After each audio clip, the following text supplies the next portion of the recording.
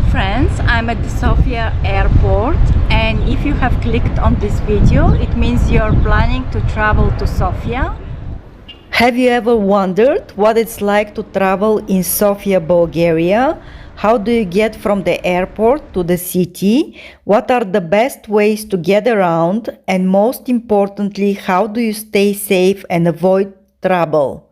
In this video, I will answer all these questions and more. There are 4 airports on the territory of Bulgaria. The biggest one is in Sofia, and we've got 3 smaller ones, one in Plovdiv, one in Burgas, and one in Varna. In Sofia, the airport is divided in Terminal 1 and Terminal 2. Terminal 1 is mostly for local flights, charter flights, or flights from budget airlines, and Terminal 2 is most of the international flights are actually at Terminal 2. There is a free of charge shuttle bus between Terminal 1 and Terminal 2. It runs between 5 a.m. and 11 p.m., departing every 15 minutes. The route takes only about 5 minutes and it has no intermediate stops.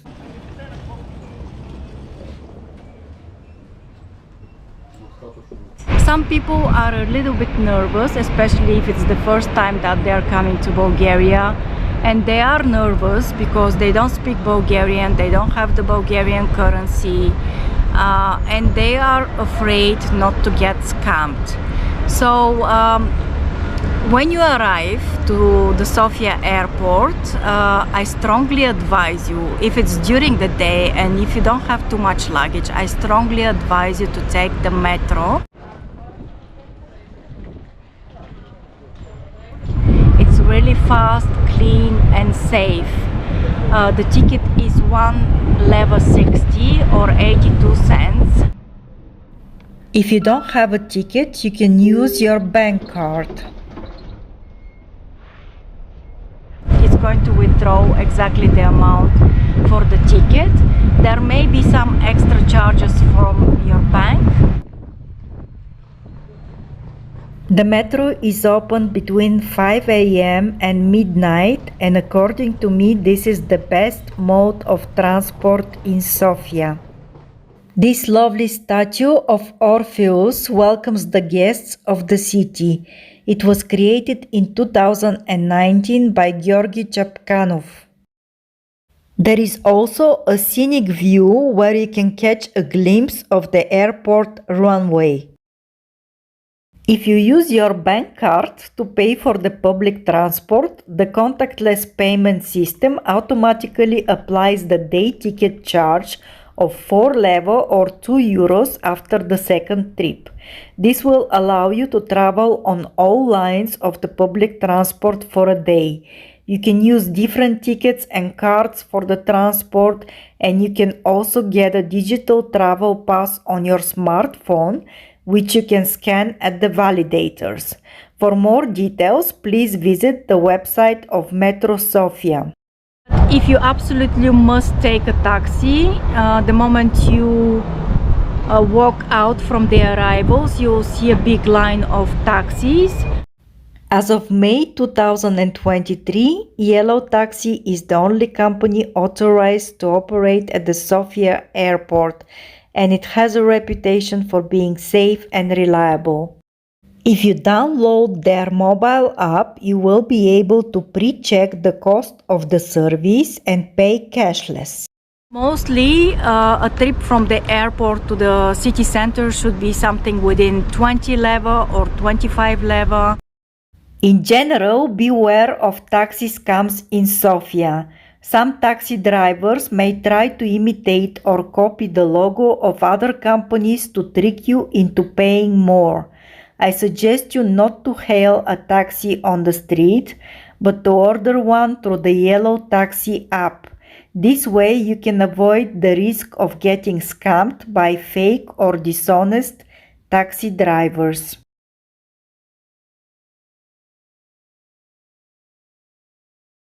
This spite of its political problems and corruption, Bulgaria is considered to be a safe place for traveling, and there are only a few cities, or let's say tourist resorts, where you need to pay special attention, like the summer resorts at the seaside and the winter resorts in the mountains, because this is where all the scammers are concentrated.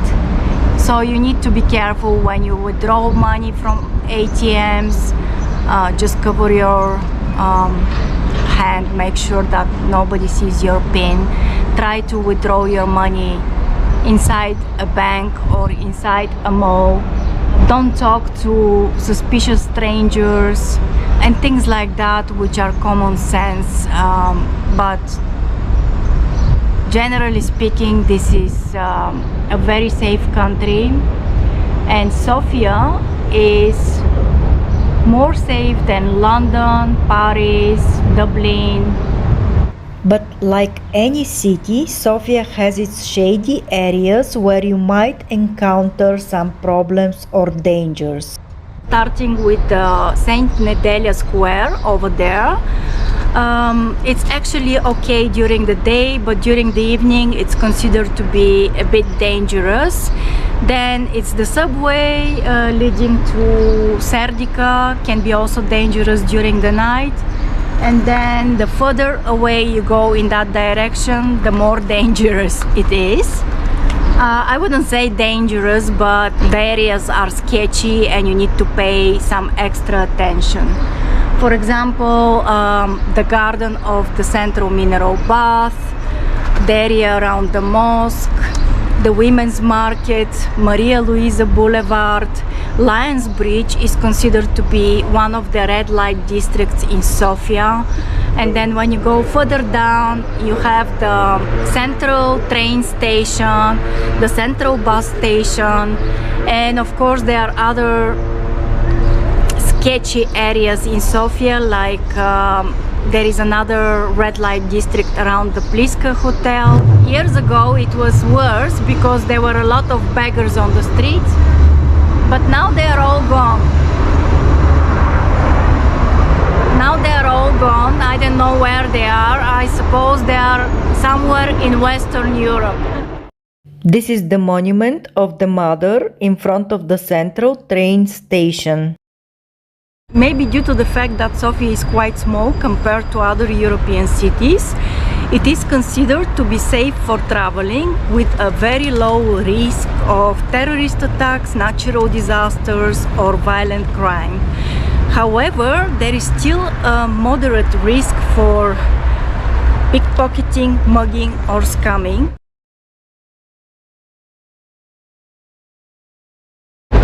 So if you are planning to travel through Bulgaria, most probably you will have to come to the central bus station or to the central train station. You just can't avoid coming to these places.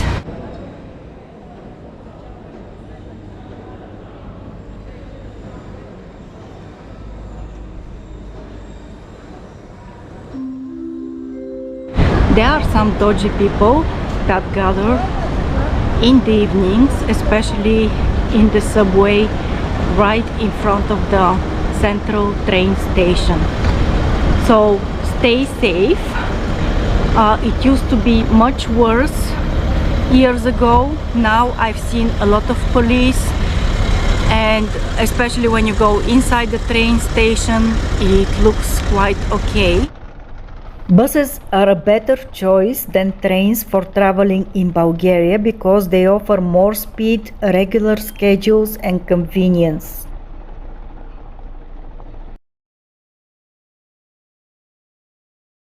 So this is the lovely Lions Bridge. Unfortunately, it is considered to be the red light district of Sofia.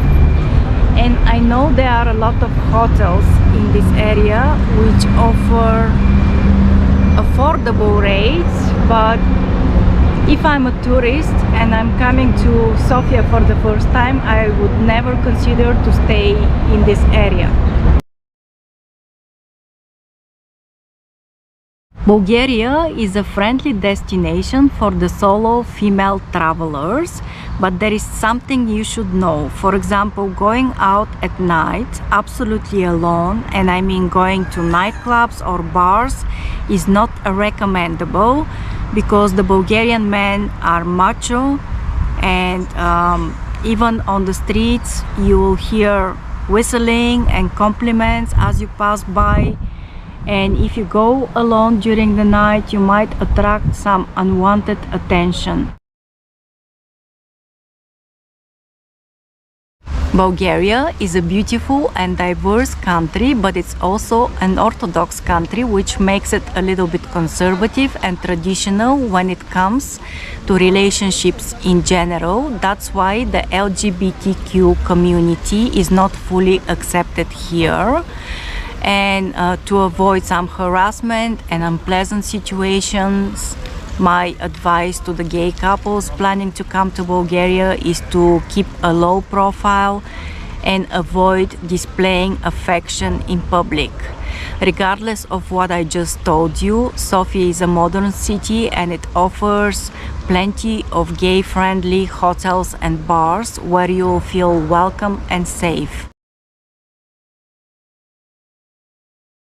According to some information on the internet, Bulgaria is considered to be a racist country, and racism is mainly against the Roma gypsies and Turkish minorities. Racism is a complex issue in Bulgaria, as in many countries. Most Bulgarians are friendly and respectful to travelers of all backgrounds, but some may be hostile. If you face any racism, please report it to the local authorities and avoid conflict. Don't let it stop you from enjoying the scenery and heritage of Bulgaria.